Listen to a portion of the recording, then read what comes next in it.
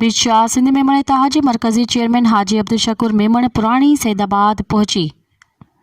सेठ रहीम हाजी नज़ीर उर्स जी वालदा ऐं फरीद मेमण जे मासी जी वफ़ात ते ताज़ियत कई, जंहिंमें सिंध मेमण इतिहाद ज़िले वटियारी जो सदर एडवोकेट आरिफ मेमण, सहाफ़ी शाहिद सजाद मेमण गॾु हुआ। इन मौक़े ते सिंध मेमण इतिहाद जे मरकज़ी चेयरमैन हाजी अब्दुल रज़ाक मेमण चयो त सिंध मेमण बिरादरी सां हर ॾुख सुख में हर वक़्तु हर घड़ी गॾु आहियां।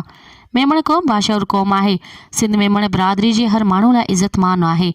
तमामु जल्द सिंध में मेमण बिरादरी सां राब्ता तेज़ करे मसला मसाइल हल कराइण लाइ अहम क़दम खया वेंदा। मुंहिंजे बाबा मरहूम हाजी अब्दुल रज़ाक मेमण जो छॾियल मिशन ते पूरो लहंदुसि। मज़ीद ख़बरनि ऐं तफ़सीलात लाइ विज़िट कयो असांजी वेबसाइट www.awamiNewsHD.com ऐं ॾिसंदा रहो अवामी न्यूज़ HD।